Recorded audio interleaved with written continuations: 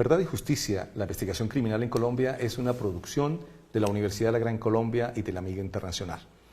La Universidad de la Gran Colombia ha creado el Laboratorio de Criminalística y Ciencias Forenses con la finalidad de dar una formación integral a todos sus estudiantes.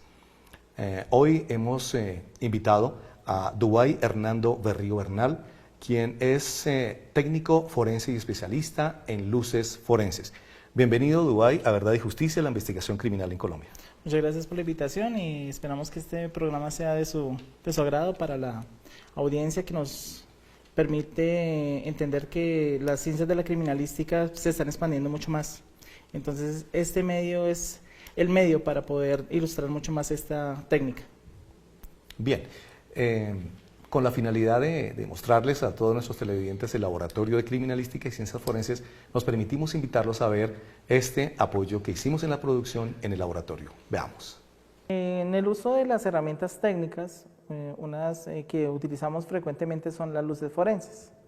Las luces forenses son aquellas herramientas técnicas que nos sirven para hacer la exploración y el barrido de luz en la zona en donde se supone ha ocurrido un hecho delictivo o se encuentran elementos materiales probatorios que contienen a su vez elementos de tipo traza que no pueden ser perceptibles a la visión humana.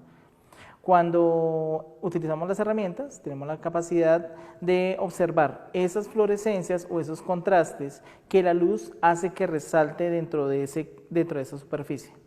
Básicamente, lo que se hace es una proyección de luz y se filtra a través de unas gafas como esta o de un filtro especializado y podemos observar detenidamente la impresión, si es de origen dactiloscópico o si es de origen biológico la muestra, pues porque puede ser una mancha depositada ya con anterioridad y por eso nos va a permitir hacer una exploración un poco más acertada dentro de lo que es el campo de iluminación.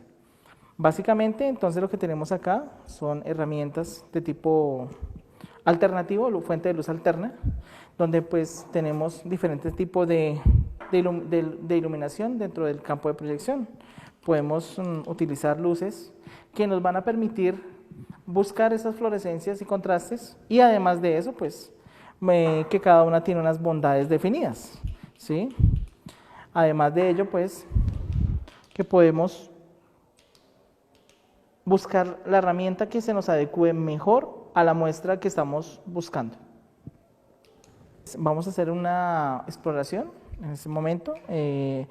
Previamente se ha depositado unas impresiones dactilares. Vamos a utilizar un reactivo fluorescente de tipo naranja sobre una superficie blanca. Viene con una porosidad mediana, porque pues esto es un papel, una superficie, un sustrato de papel, y el papel pues tiene una porosidad determinada. Eso es importante dentro del campo de proyección. Los reactivos pues deben fijarse, pero tampoco pueden ser permisibles en esa porosidad que está depositada en esa superficie. Entonces aquí vamos a hacer el mismo procedimiento anterior, extraemos partículas y empezamos a hacer el barrido en la superficie misma.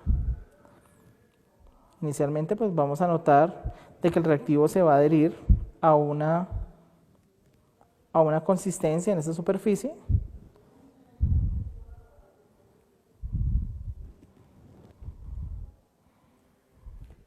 ¿Sí? Y pues vamos a ver que hay unos elementos que se pueden percibir, pero desafortunadamente la luz que se encuentra en el ambiente no es la adecuada para hacer el contraste o buscar la fluorescencia que se requiere. Para eso pues entonces vamos a utilizar una fuente de luz alterna.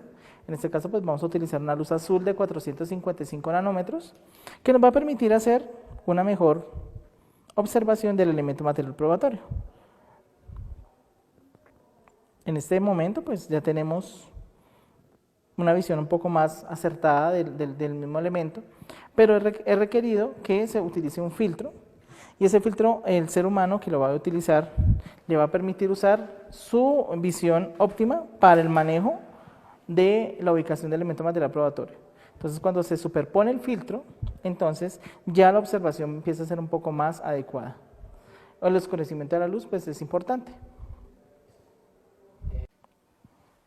Entonces, ya con la luz apagada, el contraste se ve muchísimo más adecuado. La fluorescencia pues va a notar que la superficie va a definir impresiones dactilares que van a ser vitales dentro del campo de observación. Entonces, cuando nosotros observamos que esos elementos están concentrados en esa superficie, podemos buscar que el elemento tenga la cualidad que se requiere para poder ser fijada posteriormente. Entonces, esas son herramientas que nos van a permitir a nosotros en el manejo técnico de luz forense aprovechar al máximo para el apoyo de una investigación judicial. Entonces, el procedimiento que se va a realizar es proyección de luz azul con una frecuencia de 455 nanómetros sobre una fibra de tipo papel, pero pues este papel es el que se utiliza comúnmente como papel higiénico. Y pues ahí se han depositado unas muestras de origen seminal.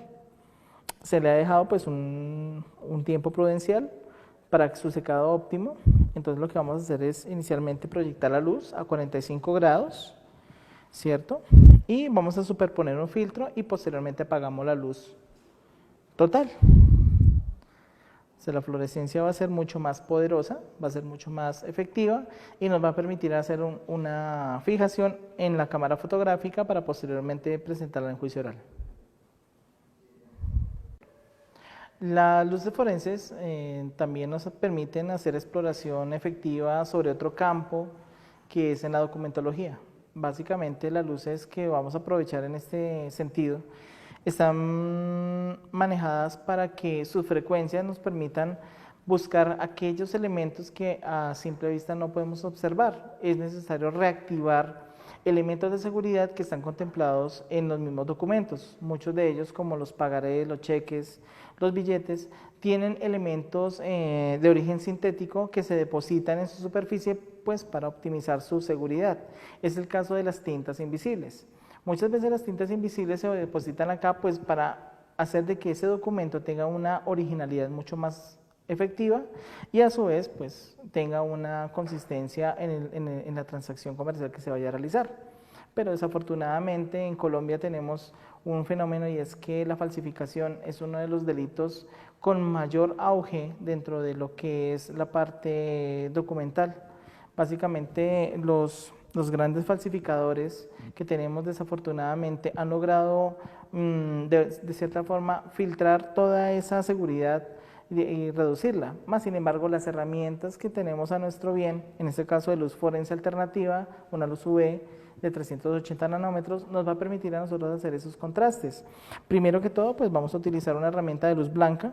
Una luz blanca es necesaria para lo que es la verificación. Tenemos acá unas muestras de tipo documental, en este caso unos billetes nacionales, donde pues vamos a verificar efectivamente cuál es el billete original y cuál es el falso. Entonces, prendemos la luz blanca y podemos observar que hay una uniformidad en el documento, ¿cierto? Pero esa uniformidad está sometida pues a que esta sola luz no va a ser necesaria para esa exploración. Ya en el campo de observación con una luz UV de menor frecuencia, nos va a permitir a nosotros establecer el documento que ha sido falsificado o que se pretende utilizar como original. Entonces ya en este caso podemos observar que una luz de esta calidad nos va a permitir observar ese tipo de elementos que hacen parte de un documento original. Entonces es importante para el manejo técnico de un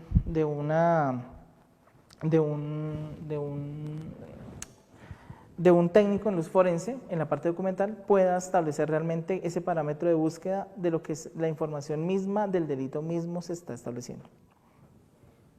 Bien, observamos que precisamente esas pruebas de laboratorio nos permiten poder demostrar la autenticidad, en este caso, de un papel moneda. Vamos a un corte y ya regresamos.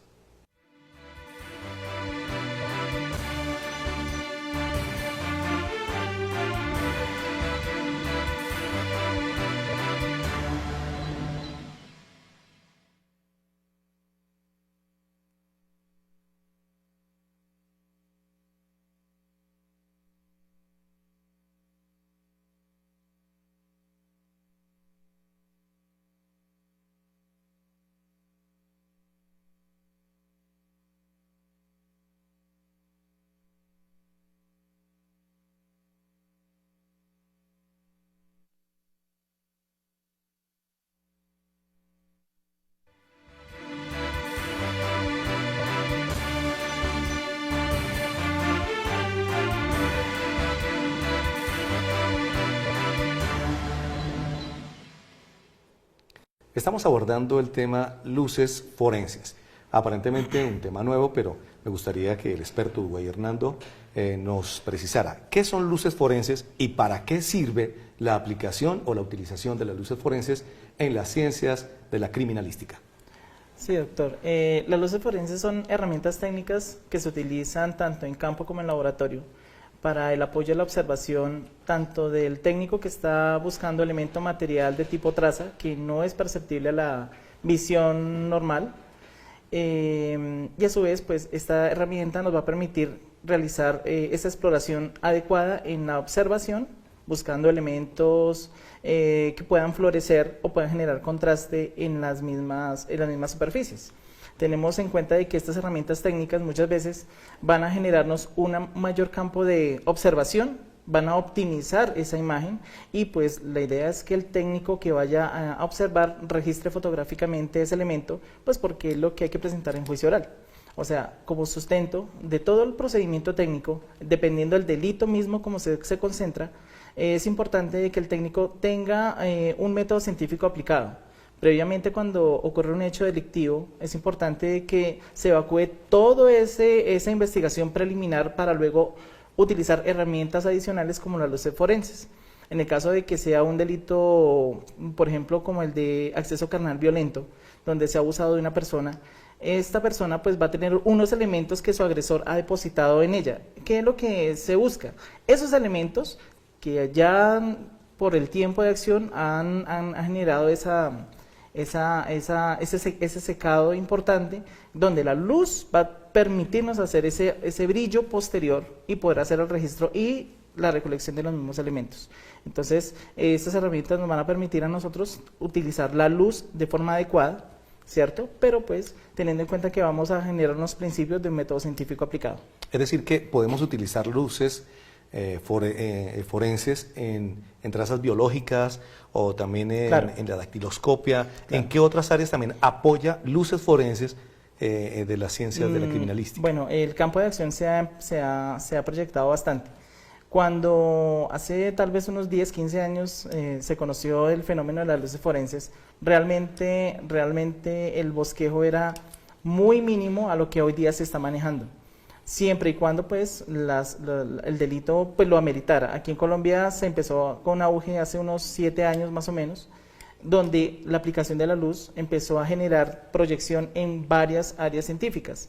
En la dactilotecnia, una de las herramientas más utilizadas con los reactivos de exploración, con el apoyo a la luz forense, ha permitido que ese campo de acción se proyecte muchísimo más. En la química forense, en la parte de residuos de disparo, por ejemplo, es importante porque nos ha permitido establecer residuos de disparo en prendas donde por efectos de combustión generan contrastes y fluorescencias importantes en las mismas, o sea, en el área balística. También en el área documentológica yo creo que es una de las áreas donde se utilizan bastante ciertas herramientas como estas, y en la parte biológica yo creo que es donde más se ha proyectado este uso de esta herramienta. Bien, mire, Dubey, usted nos trae unas luces acá, y específicamente, ¿qué contraste? Nosotros vimos en las imágenes de apoyo que en ese pedazo de fibra de papel, pues efectivamente con el filtro brotó un color como un color anaranjado, ¿cierto? Okay. Entonces, ¿cuáles son las luces y para qué sirve, por ejemplo, cuando es sangre, cuando es otro tipo de muestras biológicas? Bien, doctor, es importante llegar a algo muy consecuente que se ha presentado hoy día. Cuando hablamos del campo de luces forenses, siempre de pronto llevamos la mentalidad de que la sangre es una de las evidencias que uno va a reflejar con mayor apremio. Pero ¿qué sucede?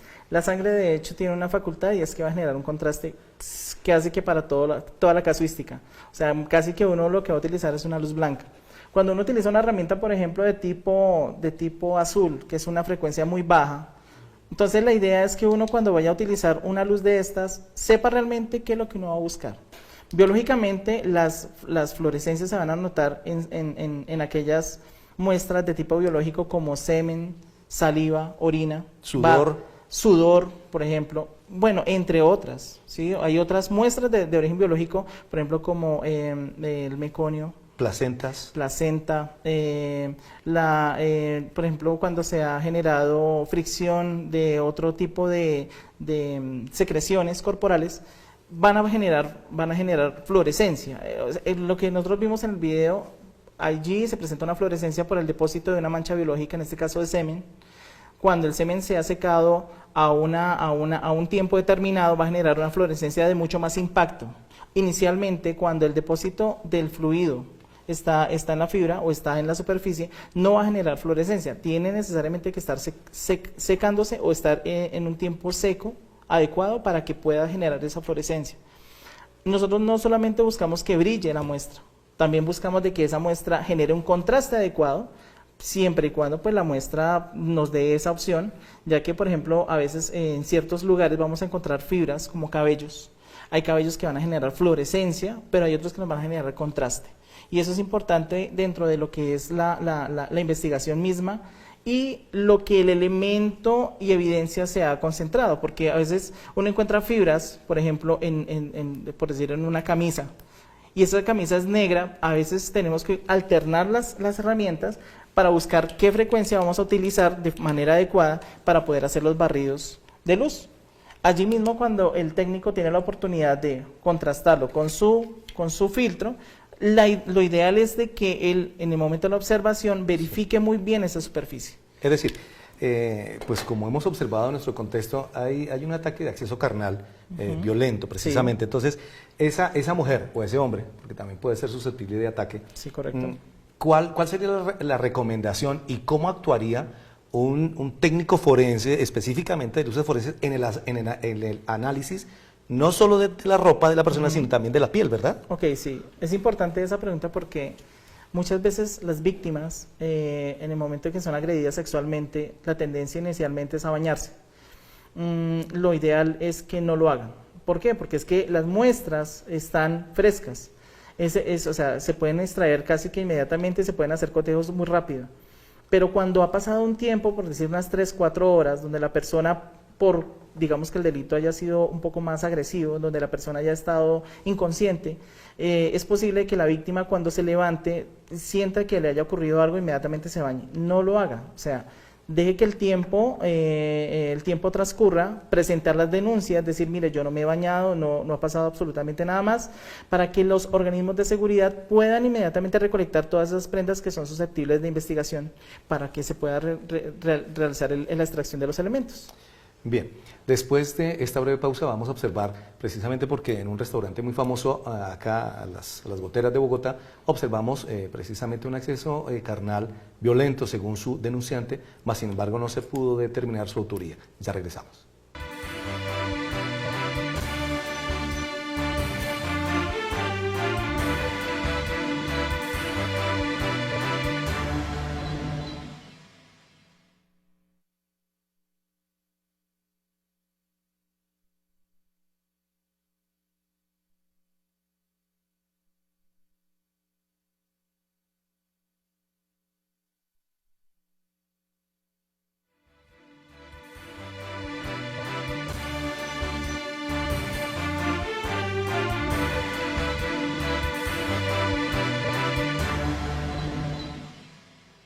Estamos hablando de luces forenses, que es una especialidad dentro de la criminalística, y estamos hablando acerca de un ataque o de una noticia de ataque que tuvimos aquí a las goteras de Bogotá, y precisamente estábamos preguntándole a usted, Dubái, ¿por qué en este caso, en determinado momento de medicina legal, no pudo determinar la autoría?